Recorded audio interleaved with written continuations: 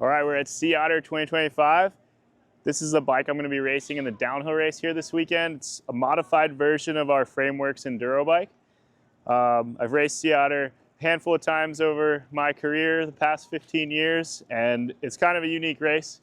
It's like a chip and putt. You can pretty much do the whole thing with a putter. So we normally run shorter travel bikes, things that are efficient to pedal and pump, and track's kind of like a BMX track with a bunch of high-speed tucked sections mixed in. It's normally tight racing, and it's just all for bragging rights. So it's kind of a fun race to do every year. So what I did this year, I modified our enduro bike to make it a full 29. How I did that was I ran a shorter eye-to-eye shock. This is a 210 by 55, and I ran a longer shock extender. So the total eye-to-eye of the shock plus extender is a little shorter than what our enduro bike would be. That way, running a 29-inch wheel with a axle higher off the ground sits the bike into the travel a bit, so the rocker link rotates forward, and the shorter eye-to-eye of the shock keeps the geometry of the bike. I want to run a 29er because I think rolling speed's important, and rolling on this track will be better with a 29-inch rear wheel. There is absolutely no clearance for it. The little whiskers on my tire are touching the seat stay and chainstay bridge.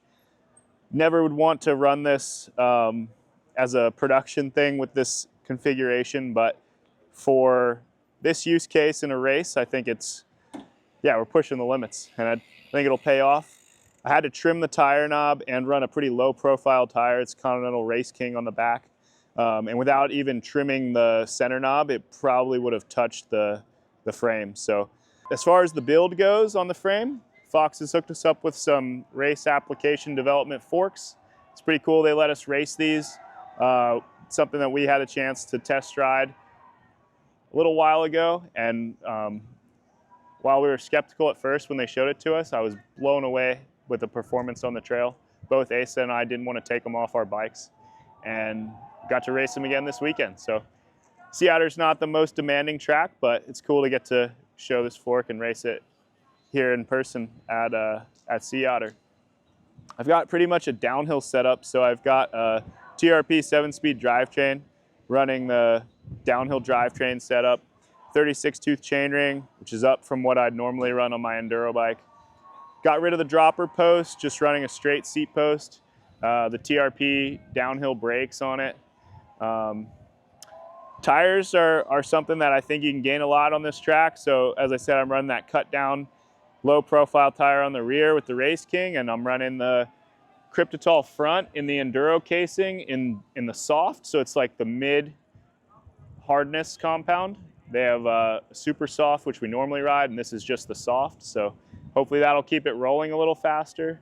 I'm running the old Envies, the M7s. Those were a lot stiffer than the new ones. All the new M series wheels they came out with are quite a lot more compliant. This older version, I think for this type of track, being stiffer is gonna be a benefit in those high G-force turns and pumping. Yeah, all in all, the bike's very fast.